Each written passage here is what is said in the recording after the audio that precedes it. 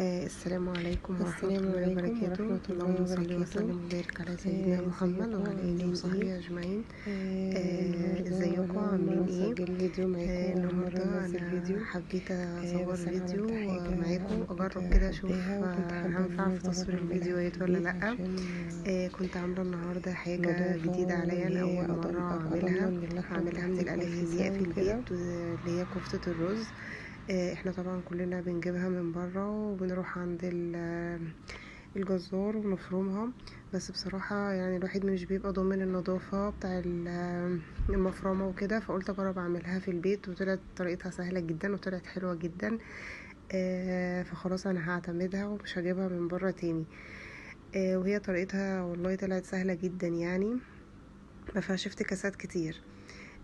معايا ربع كيلو لحمة. أنا قلت اجرب في كمية بسيطة عشان لو باظت مني ما ازعلش على اللحمة يعني. فدي ربع كيلو لحمة، وفي توابل، وفي معلقة توم كبيرة، وبصلاية، وشوية كده خضرة مشكلة. آه، دلوقتي انا هقطع البصل وهحطه في الكبة بتاعتي.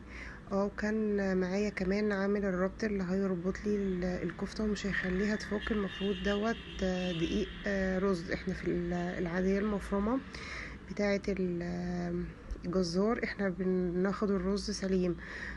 فطبعا انا خفت على المفرمة دي ان هي اكيد مش مهما كانت قوتها هي مش هتعرف تفرم الرز كويس.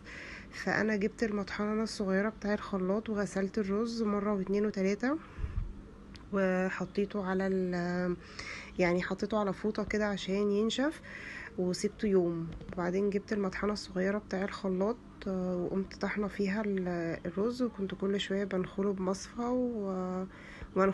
واطحنه تاني عشان بس ما يبقاش فيه حبيبات وتبوظ وتبقى خشنة الكفتة بتاعتي خشنة. فانا هنا قطعت الخضرة وقطعت البصل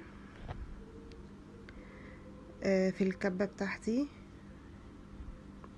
التوابل بقى هي كانت ملح وفلفل وبابريكا وكمون وكزبرة، يعني شوية توابل كده، وسبع بهارات. انا بحب سبع بهارات جدا في الاكل. وتوم باودر وبصل باودر.